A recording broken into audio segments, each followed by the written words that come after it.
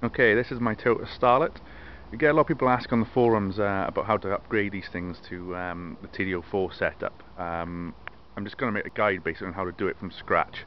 I'm in the middle of doing a TD04 setup myself. I'll show you how to list all the mods and what needs changing and whatnot, but I'll basically show everything from start to beginning.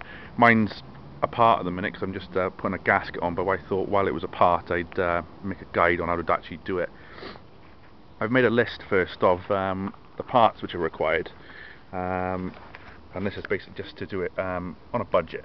So it's how to convert a Starlet GT Glanza, the 4E FTE engine to TD04 setup, and you'll probably get around about 200-220 brake horsepower roughly with this setup. So first things first, there's three main areas which we need to look at, which is going to be the fueling and the air for the car, which needs adjusting or upgrading. The exhaust system, and then the cooling, and obviously the clutch.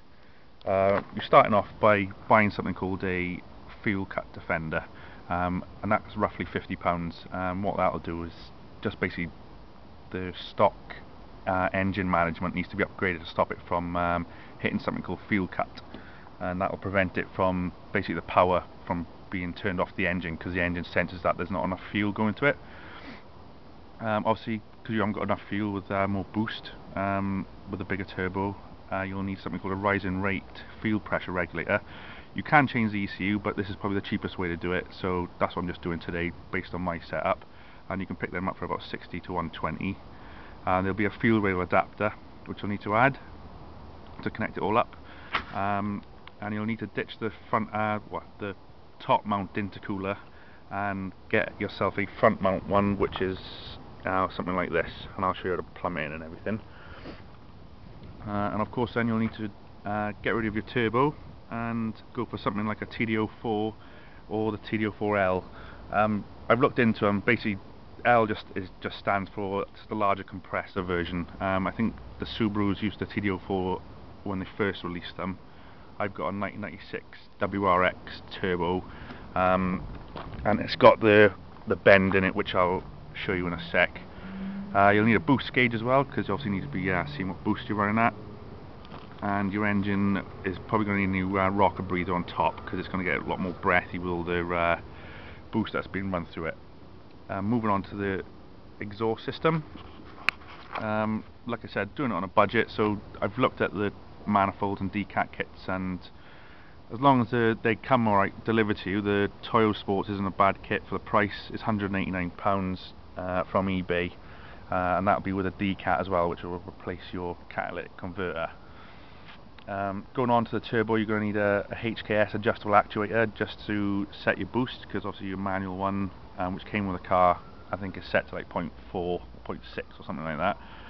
And you'll need the gaskets and everything that go with that, so that's the Toyota manifold gasket, which I've got here.